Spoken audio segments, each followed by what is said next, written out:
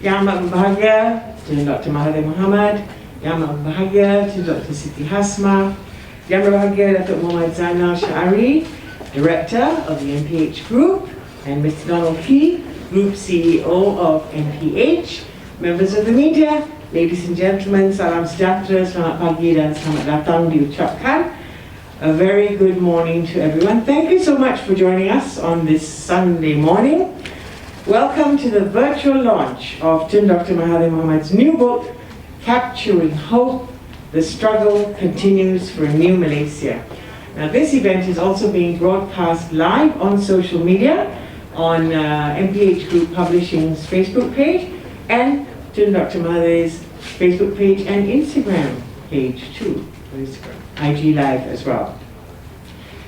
So thank you once again, Dr. Mahathir, for honouring us with this event, and I hope we'll learn a little bit more about you and of course about your book this morning. Well, I'm sure Dr. Mahathir needs absolutely no introduction to anyone here, anyone in the country, and probably anyone in the entire world. Some of you may already know a little bit about the book being launched, but let me briefly introduce both the author and the book, especially for viewers joining us on social media right now. Besides being the 4th and 7th Prime Minister of Malaysia, Tun Dr Mahathir is also the author of several books, including the best-selling A Doctor in the House. He's also a devoted husband to Tun Dr Siti, and so much more. But most importantly, Tun Dr Mahathir has and continues to play a role in our nation's history and politics, and we hope he'll do so for the foreseeable future. Now maybe I should take my mask off. It's sometimes a bit difficult if you can't see the mouth move. I will not face you. Okay. Now a little bit about the book. Although it's not a direct sequel to A Doctor in the House, I hope you've all read A Doctor in the House, Capturing Hope chronologically follows from that best-selling memoir, and Tun tries to set the record straight regarding the Pakatan Harapan government and his second tenure as Prime Minister of Malaysia. It begins after his retirement and then his re-entry into politics, the Pakatan Harapan coalition's victory in the 14th Malaysia general election, and his return to the premiership, to the events that led to the fall of the Pakatan Harapan government and where Malaysia stands today, and throughout our learned gentleman's viewpoints, comments and opinions. Very, very interesting and captivating too. So given Tun Dr Mahathir's part in Malaysian history and politics, we hope this book will be a key contribution to the growing body of literature that chronicles and discusses these two topics and provides much food for thought to current and future generations of leaders. So the first thing we're going to do, Tun Dr Mahathir, is unveil the book. So we'd like to invite you to just move to where the book is. Will we stand on the other side of the moment? Discussion to learn more about this book. Before that, to our friends who are following us on Facebook and IG Live, don't forget on Facebook Live, you can ask the author a question yourself and hopefully he will answer it. So you just have to leave your question in the comments section.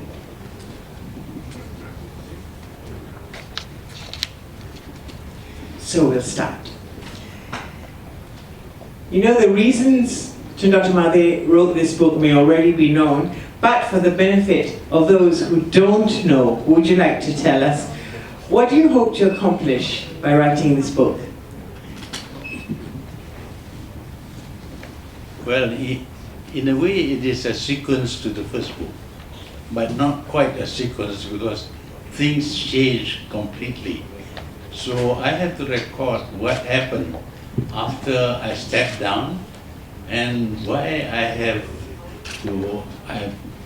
to come back and be involved in politics again. It's not my wish, it's just that lots of people came to see me asking me, please do something. So the something that I did initially was to try and advise, but the advice was not acted upon. And finally, I had to actually form a party and contest in the election. That's how I came back. So, by writing this book, what's your aim? What's your goal? Writing this book. I think lots of people do not know much about the history, the recent history of this country. Some young people, for example, when they were born, the country had already partially developed. And they feel that this is a situation all the while, even before, but it's not. So there is a need to remind us that the country is moving. It came from being a colony of the British. We became independent, we were very poor, and subsequently we were able to develop the country to the point where the country was recognized as an Asian tiger. Yes. And then after that, we had some changes in the leadership, and now it is called a kleptocracy. You see, so people must know what happened. Why did the Asian tiger become a kleptocracy? You see, so I hope to capture something of this in the book. I don't think any of us imagined that after such a huge victory and a long-awaited victory, that the Pakatan Harapan government would fall so soon. All the events that have led to our current situation, which I'm sure are quite unique. Was it difficult for you to write the later chapters of the book, you know, even as other things are happening? Well, it's extremely difficult, especially when I try to compare the present with the more successful past. It involves me, and I will be trying to say, oh, before when I was Prime Minister, it was all fine. But I just cannot say that. I have to try and explain that before it was okay, now it's not okay, and you have to make a comparison between the past and the present without my mentioning too much about my role in it. Because it's embarrassing to praise myself for having done something for the country, and then to point out that others have failed. It is as if I'm the only one who knows how. Other people don't know anything. So it is very difficult to write, to make this comparison without practically praising myself. And you must have, while writing the book, reached a point where everything seemed to be very positive and moving forward very well, and then it all went upside down, right? Well, before Capturing Hope, a lot of people wrote and spoke about Pakatan Harapan's 2 years in power, and a few of them appear to lay the blame squarely on you, Tun Dr Mahathir. So what would you say to them and to those who claim that you're actually rewriting the history of the Pakatan government with this book? There must be some good reason why people blame me, because I was at the center of all the activities. But I tried to explain that it wasn't me. I am forced to take action because of what happened, what has happened, which the others have taken action. For example, I did not want to leave Pakatan Harapan. I thought that we would go the full term. But of course, I have made the understanding that I should hand over this, the Prime Ministership to Anwar.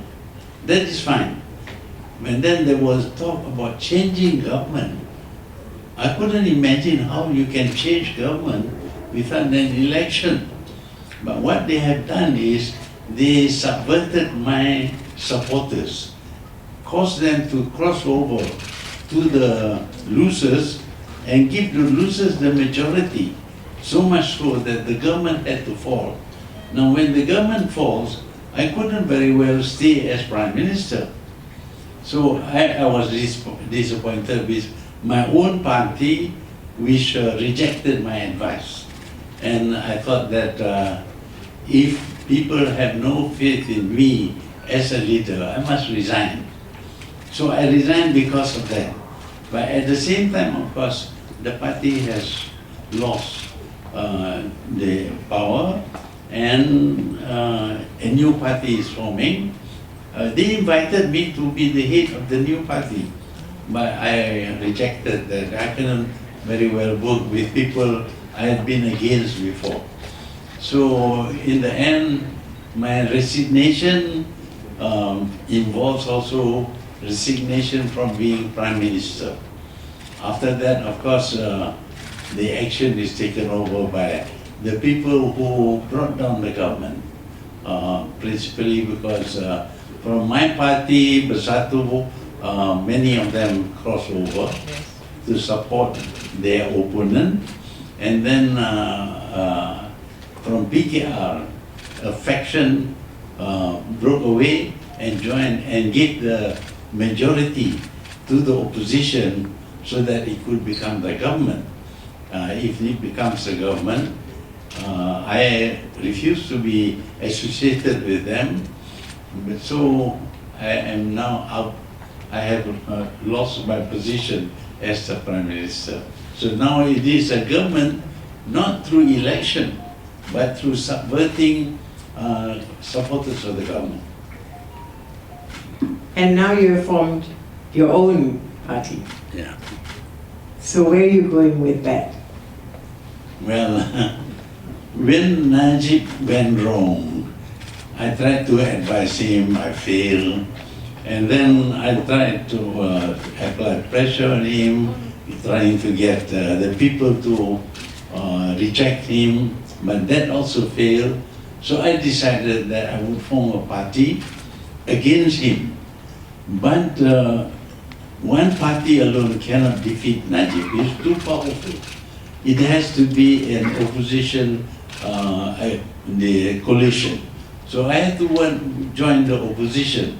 Not that I agree with all that they want to do, but the only way to defeat Najib was to join the opposition and let the opposition, 4 parties, fight against him. He did the strategy worked, and he was defeated. But then my own party, which helped to defeat Najib, now decided to join him and help him. In fact, he caused this thing to happen by saying that this government is not a Malay-Muslim government. It is a Chinese government.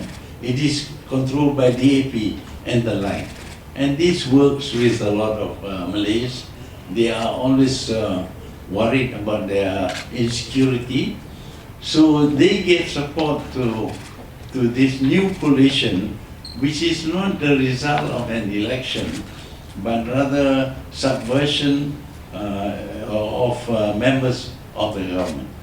So, after Bersatu joined them, I still feel a need to bring down this government, because this government is a corrupt government. It did not come into power through election. It just subverted people to cross over, party hopping. So I thought that the original aim of setting Bersatu is still needed. So how do I go about it? So I decided that there is room for just one more party. And actually, it is a replicate of Bersatu, accepting that for Pejuang, we have to make sure that the people who join Pejuang are sincere in their attempt to clean up the government, change the government, and provide Malaysia with a good governance. Dr. Mahathir, there's a lot about 1MDB in your book. We're just continuing from what you just said.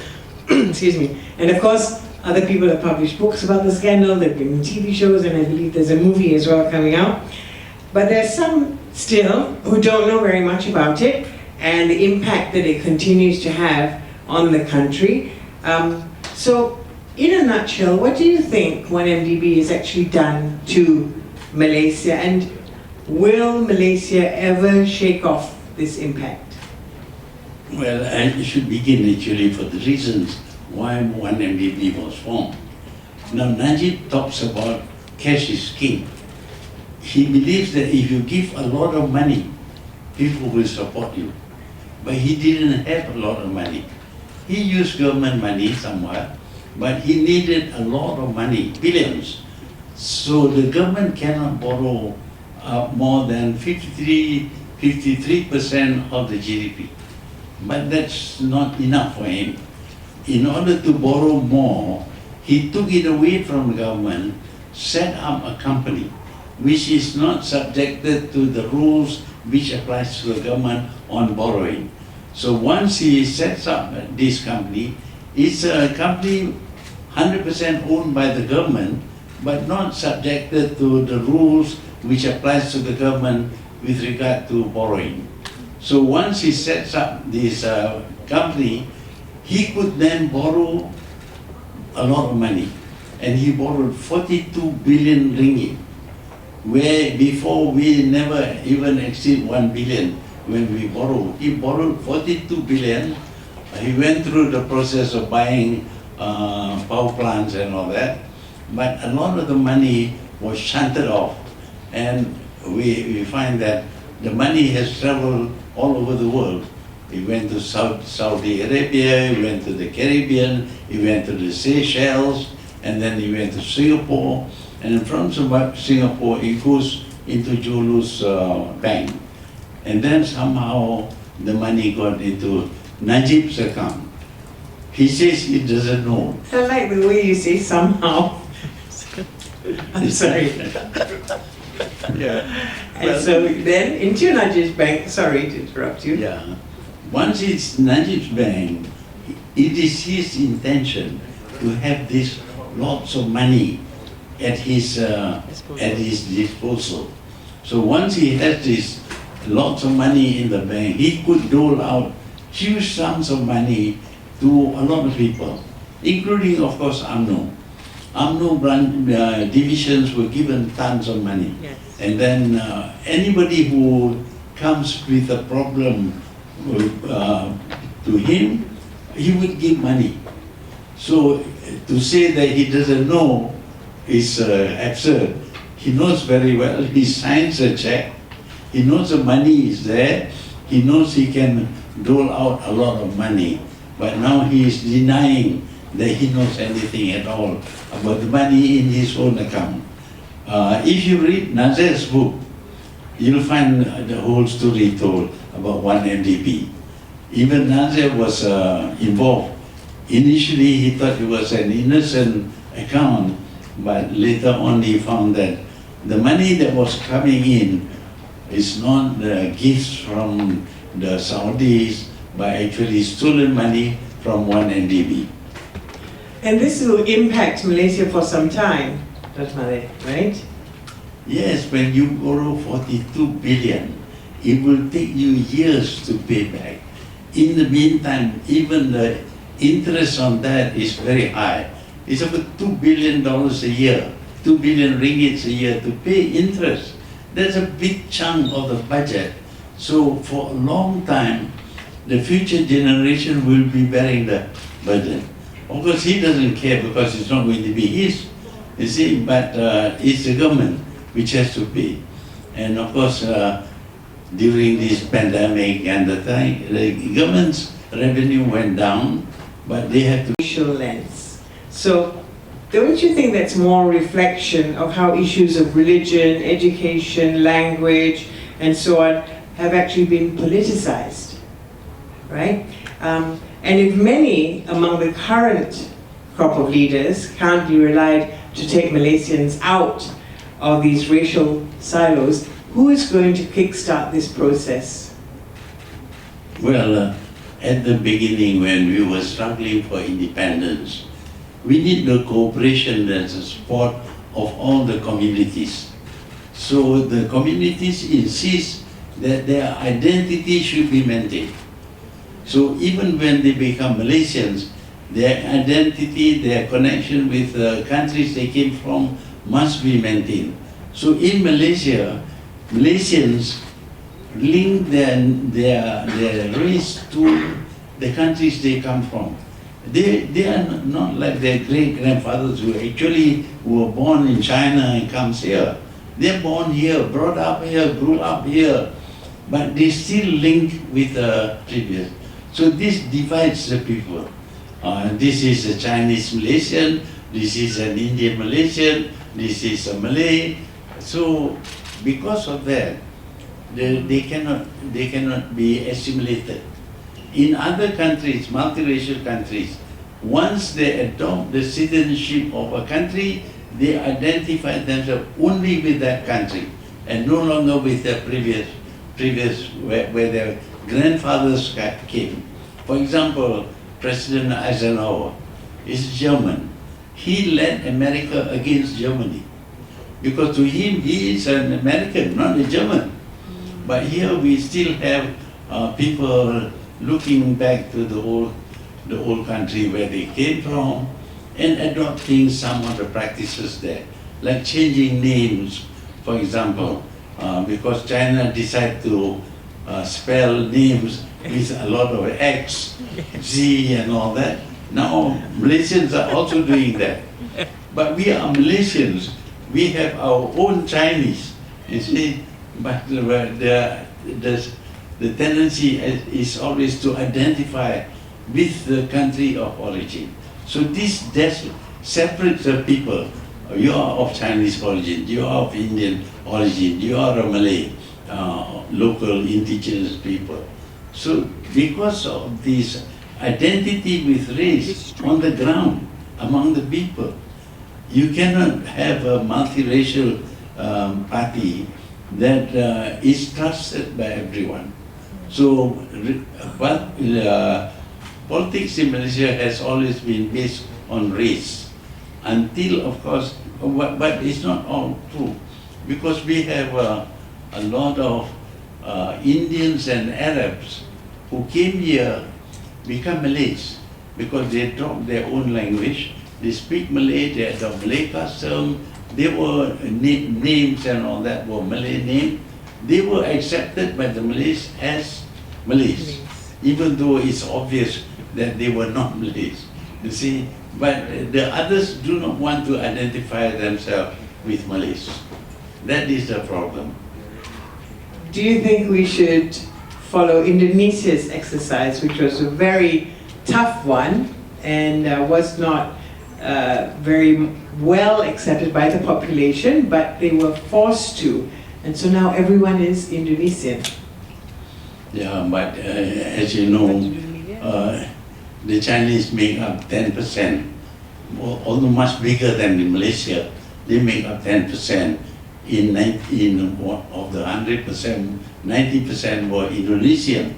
So if you want to get around in Indonesia, if you don't adopt the Indonesian language and behave like Indonesian, you find yourself isolated. But in Malaysia, of course, we have 26 to 30% Chinese and 10% Indian, and they preserve their own community and their own custom, their own ways of living. So they are not, for example, let's say, the Chinese eat with chopstick. We would eat with your hands. They have not adopted the Malaysian way of eating food.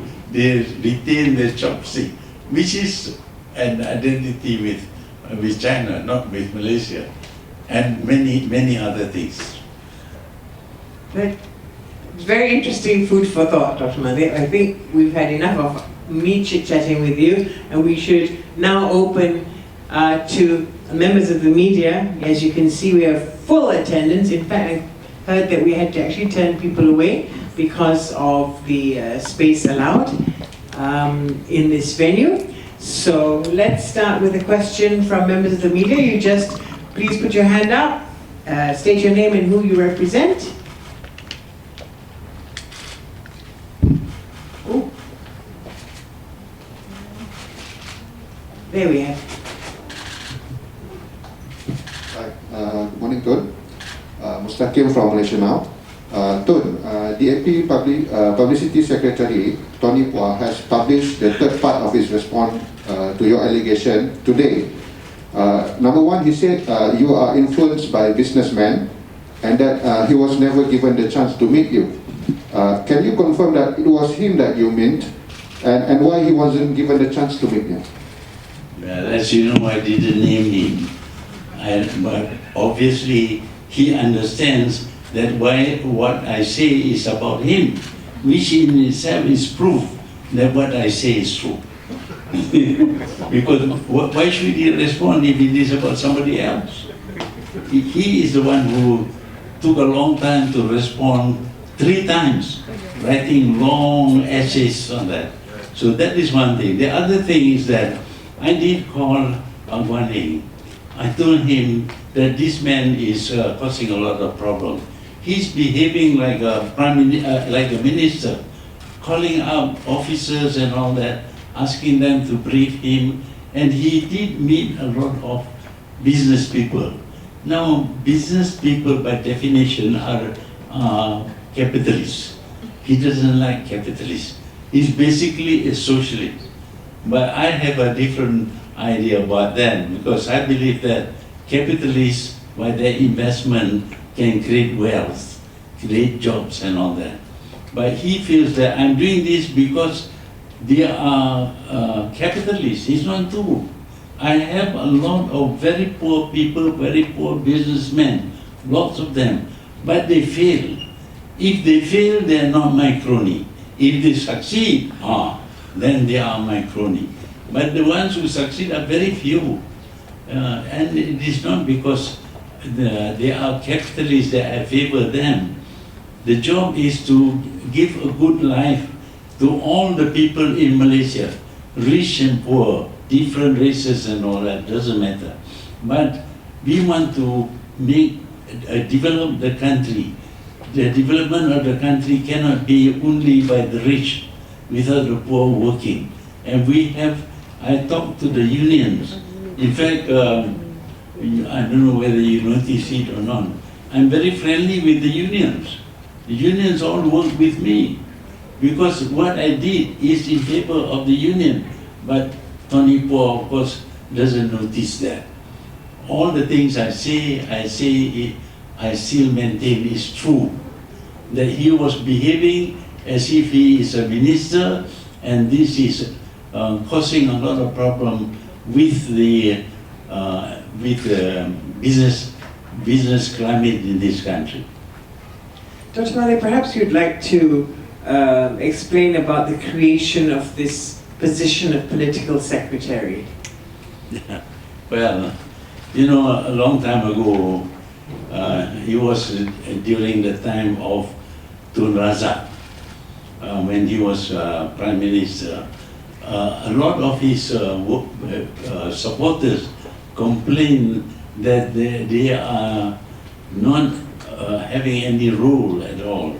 On the other hand, many of the ministers complain that they cannot attend to their constituency because they are so busy with government work. So the idea came, it was suggested that we should have a post called political secretary. And the job of the political secretary is to look into what's happening on the ground and keep the minister informed so that the minister can respond to what is happening on the ground.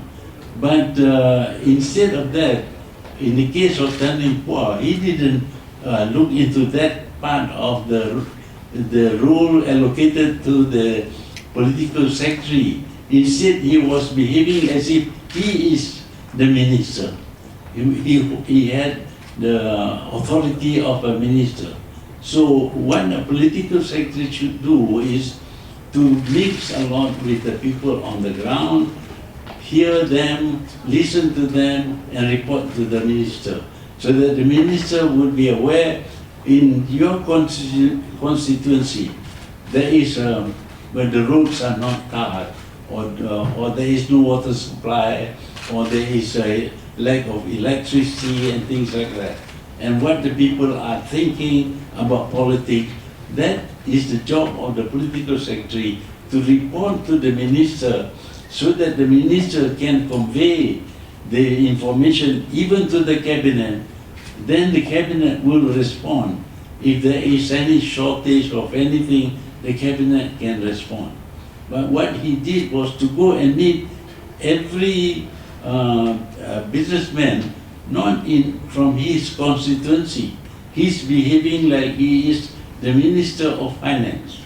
So he wants to make sure that things are done. And in one case, the complaint is that there was an agreement between the government and this developer that if the developer fails, the government can take over the business paying only 1 ringgit. Or it's the kind of thing that happens during Najib's time. When the developer has no money, he wants to borrow, the government made sure that he cannot borrow from the banks. The banks won't give him a loan. So he got into trouble. He had to appeal to the government. The government said, okay, you can borrow, but these are the conditions. So the condition is very damning, very bad for the business, that he has to surrender the whole project to the government if he fails to complete the project. But he didn't fail, he succeeded. But the thing is that this, the government, when lending money, can impose rather, oppressive condition. And Tony was using that agreement to threaten the businessmen. But it's not only that businessman. There are many other businessmen who saw me and complain about Tony Poa and says that he is very arrogant. He threatens people. Of course, he's going to deny it. And I'm not going to say anything. It's up to the people to think whether what I say is true or what he says is true. Thank you. Next question, please.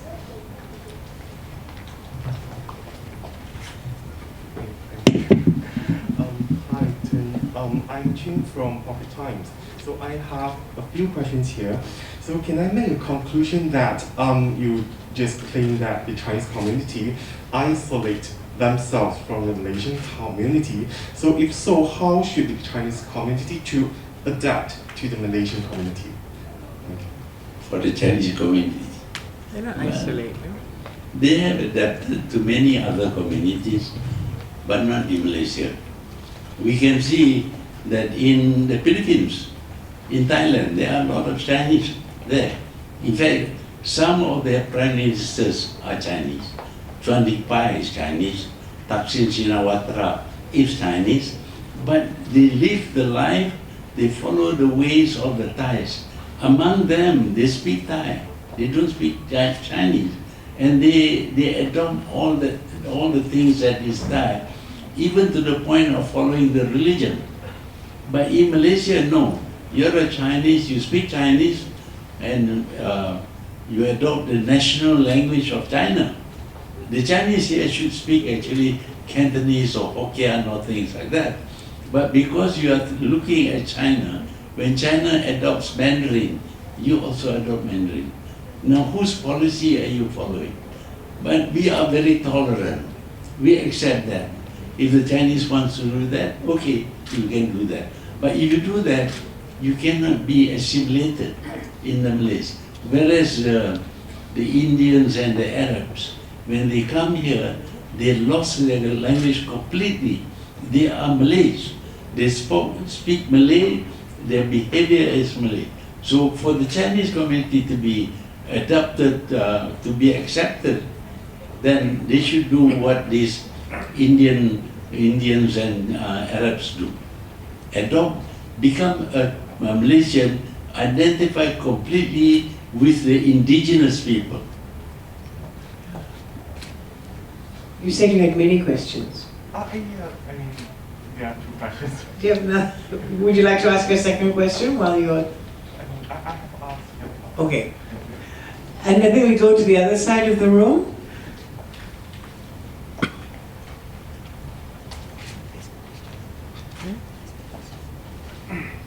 Wow, our press are very silent today. Do we have a question? I can't see.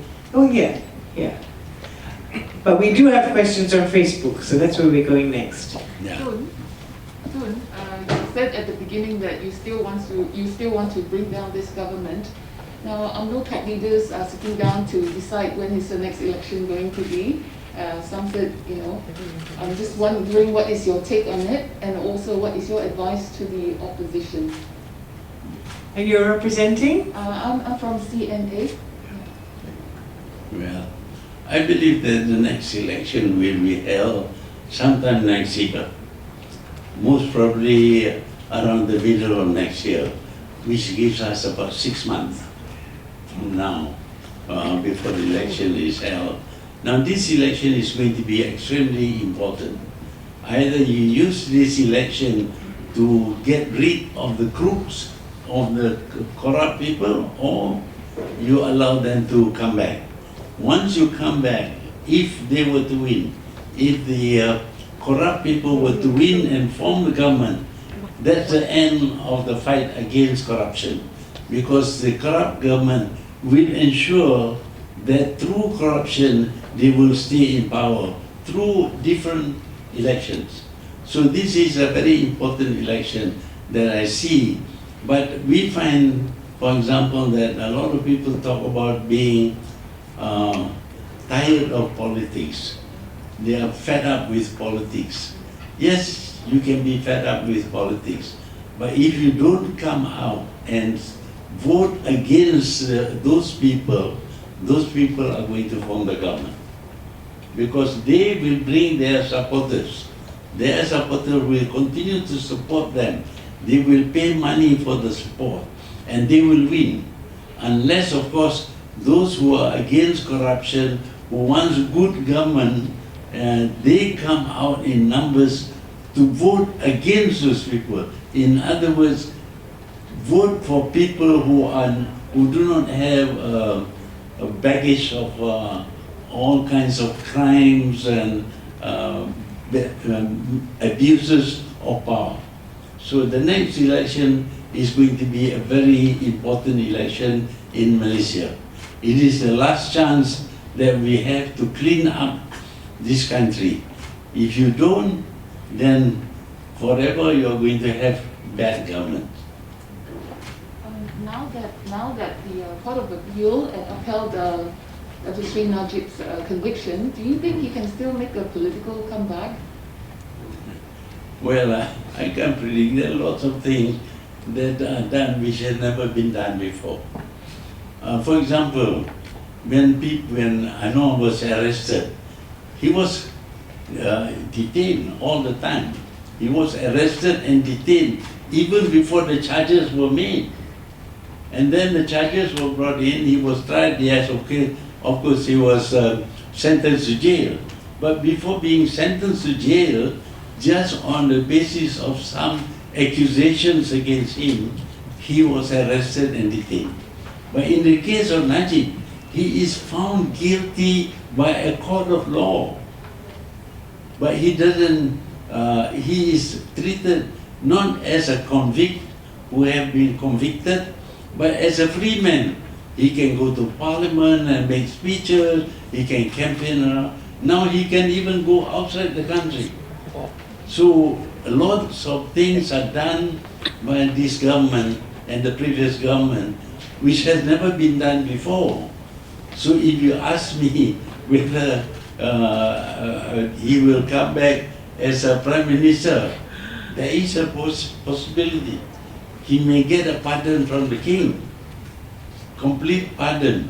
So then he can contest.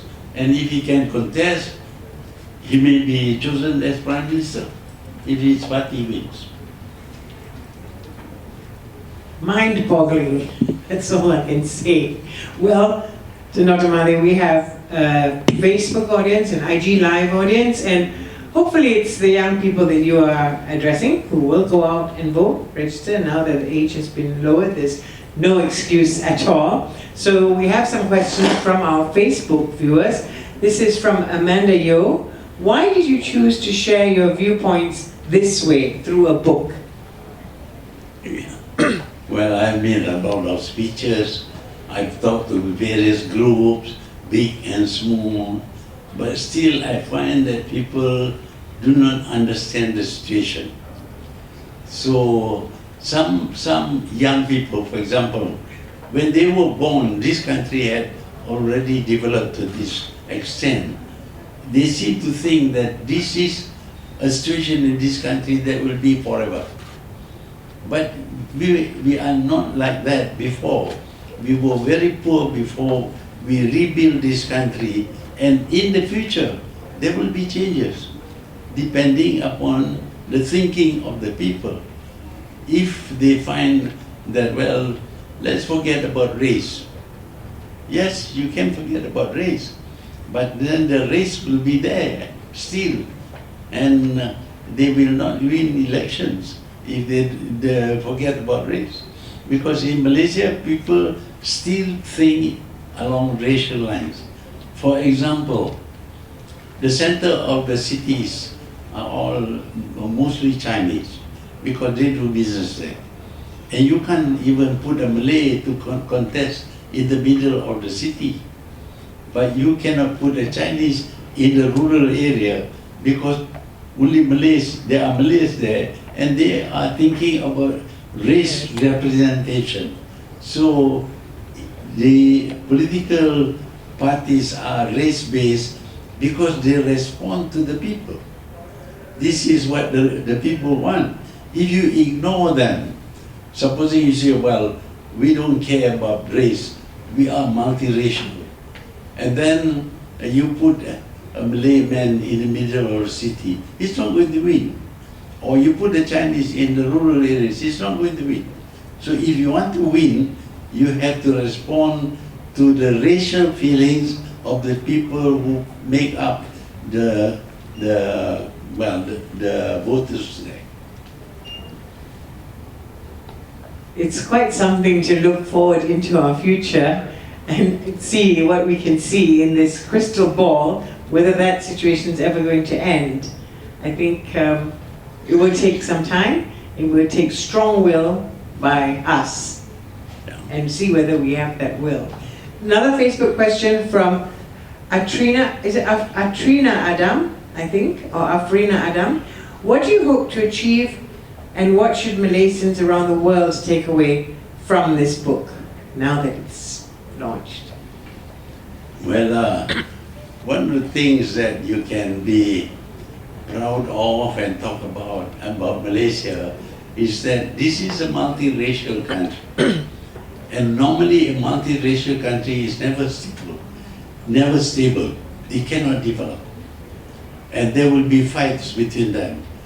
Even if there are slight changes in the perception of religion. And you know, some of these countries, they are Muslim countries, but they have different interpretation of religion, and they fight and kill each other. But in Malaysia, despite having a country with three major races, with different language, different culture, different religion and all that, still, while there is, of course, some problem with them, they don't go violent. They are not violent. In this country, they are not violent. So the only violence that took place was in 1969. But since then, this country has remained stable. You know, before independence, I still remember the British and a lot of Malaysians saying, once it is independence, the Malays will confiscate all the property of the Chinese and all. And they will, well, they are poor, they will take away the rights of the Chinese. Instead of that, the Malays invited the Chinese to work with them in the government. That was what happened first in Kuala Lumpur, where UMNO worked with MCA Following that, Tun Dr Mahathir decided that we should have Malays, Chinese and Indians in the government. So it is not something that was planned. It was a response to the reaction of the people. Because the people in KL during the 1952 municipal election, the Malays, the UMNO worked with MCA and they swept the board. And the Labour Party and all that couldn't make headway. So in response to that, Tuku decided that it is best to have all the racial parties in a coalition. They cannot be, the mistake made by Dato' On was that he wanted to open UMNO to Malays, Chinese and Indian. He was rejected. But the Tuku was different. He didn't want them to join UMNO, but to form a coalition. And that has worked since then. Until now, we have always had a coalition government, never a single party government. And do you think that by reading your book, you are going to change some mindsets, or do you feel like it's your duty to tell Malaysians the truth, or the importance of history and why and how we arrived at today? Yeah, it is education actually. We have a need to know what is the origins of our country, how is it that this country has become multiracial, why are the people still living together, quite friendly with each other, but politically they are opposed to each other. These things we must know. And once we know why certain things happen, then we can make the correction. But if you don't understand why it is like that, you will not be able to make, not even to recognize the problem, much less in order to correct the situation. Well, I'm wondering about the response and reaction once the book is out and more people read it, not only Tony Pua. So are you ready? I'm ready to answer all questions. If they want to know why I say certain things in my book and they want me to elaborate, I'm quite ready to elaborate. Maybe in the forum with you as we did. I once said to Tun Dr Mahathir, what is so well known about him is that it's all without fear or favor. So, you know, straight from the horse's mouth, or the author's mouth, as you would say. One last question from Facebook. This is from Nelisa Ain. What are your hopes for the future generations of Malaysia? Well, I think this country has great potential. The only thing is that if you want to be identified with your race, that's okay, but work together. There are many things that are common to us. I think we can work. We have done this. We have difference of opinion, Malays, Chinese and Indian, Chinese one, Chinese schools and all that. That is something that the Malays objected to. But all this while, there have been Chinese schools. And we don't fight each other, we don't kill each other. So if you know the situation and you adjust your minds to accept what you cannot change, I think there is a future for this country. I'm glad there's some positivity there, Dr. Mahathir, because I believe that if you read the book, with a lot of doors being opened, a lot of stories being told, a lot of situations being presented, hopefully the truth will out, as we say. So back to the media now. If we have, yes, we have a question here. Just give us your name and who you represent.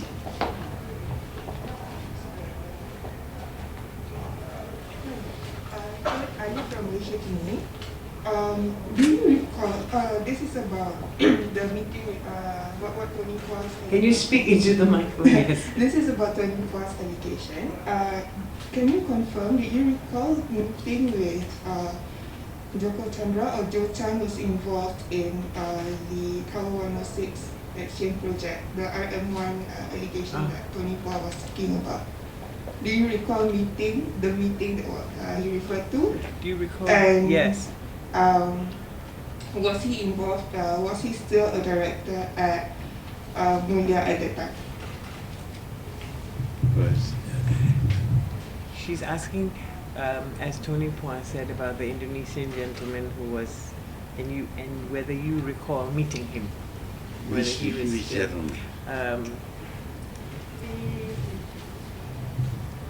the director of Mulia, right? Yeah. Do you recall the meeting with Joe Chan? And was he involved? Was he still a director at Mulia property at that time? This is about the RM1. The clause that you mentioned that Tony Pua said about the RM1. The RM1. Yeah, the RM1. Yeah, I remember that. Somebody I know brought this man, I didn't know this man, brought this man to me, and he said there was an agreement made by him and the government that if he fails to complete the project, the government can take over the project paying only RM1. That's what he told me. I don't know whether that is true or not. I haven't seen the agreement. But what happened was that during Najib's time, he was short of money. He needs to borrow money. But he went to every bank, everybody rejected him. And he had to go to the government. When he went to the government, they imposed this condition on him that he will lend you money, but if you fail, we are going to take over the whole project. And because he was desperate, he needed the money, he signed. But he completed the project. But Tony Pua was trying to say that he didn't complete the project. Therefore, he is going to take away the project from him. This is what that man told me. Whether it is true or not, I cannot verify. But why should anybody come and tell me such a story unless he is having a problem? He's having a problem with Tony Pua. You see, so I told the story in my book about that because this is an example of the arrogance of this man going to the businessman and threatening them. And this is just one case. There are many other cases. For example, there was a huge project for this transportation, which involves tunneling. For the tunneling, they need a lot of tunneling machine. The company bought the machine, 10 machines, to do the tunneling. The government insisted that the 10 machine belongs to the government. No, it is not. It was bought by these people. In fact, the manufacturer of the machine came here, saw me, and he said that he sold the machine to the company, not to the government. And yet the government insists that this machine belongs to the government. I think even now they still claim so. But what happens is that when a construction company buys equipment for a certain project, they may not take the equipment and put it in another place. They must use the equipment for the project until it is completed before they can take the machine to do other jobs. That is a condition that is imposed by the government. But it is not true that the government owns the equipment. The equipment belongs to the contractor. So the government insists, even Guan Yin insists, that this machine belongs to the government. It doesn't belong to the government. Can we take one last question? Yes. Sorry, hi, I'm Lu from the Malaysian Reserve. So in your book, you highlight more about the racial dilemma, the racial divides, and that's implied as like the most center of the problem. Like hinder the country to prosper more. So in your opinion, what are the other, a center of the problem apart from racial area? Yeah. What other problems do we have apart from racial divides that hinder our progress? Well, Enough time for that. I don't know whether I should speak about the differences between people. You know, there are people who are clever, there are people who are stupid. That you have to accept. You go and sit for an exam, somebody scores very high marks, somebody does not score good marks. That is with individuals. But it is also true between races. One race does well, the other race does not do well. And it is a function of their value system. If that race is hardworking, very diligent, and is trustworthy, he is going to succeed. But if you have another race competing with him, but this one is lazy, they just laid back, they are not trustworthy, they will fail. So when you compare two races, you are actually comparing their value system, not the color, not the race, actually the value system. The value system of the Japanese ensures that they can succeed. The value system of some other primitive races will ensure that they will fail. So this is the problem that we face. It's not just race, it is the value system. And the value system can change. We have to accept that we have wrong values, and therefore we must change. For example, when I said the Malays are lazy, or everybody got angry with me. But why are the Bangladeshis here? Why are the Indonesians here? Why are other people coming here to work here? It's because we don't want to work. It's very simple. Of course, there are lots of people who work hard. I'm not talking about them. I'm talking about these people who can do work but refuses to do work. You can ask a lot of them. I've been an employer. I had a roti shop at one time. I employed Malays, but I find that they are very slipshod. They don't care very much whether they do it well or not. You see, our value system between Malays and Chinese are so different. If the Malays can adopt the Chinese value system, they won't become Chinese, just the value system. I'm quite sure the Malays can compete with the Chinese on even keel. But at this moment, we find lots of jobs in Malaysia, but Malays are unemployed. Why are they unemployed? Because they don't want to do the job. Some of the jobs may be not very high class, doesn't give you high pay. But you know, the Bangladeshis who come here, they started off as laborers, doing very menial work. Now they have bought over a lot of Malay shops, and now they are even into wholesaling to supply people with goods and all that. Why does this happen? It happens because of the difference in value system, not only between Malays and Chinese, but between Malays and Bangladeshis. Those people who ran away from Bangladesh because in their country opportunities are not so good. Why do they come here? We have good opportunities that we don't want to take. And so other people came in. That is beyond race. It is the value system.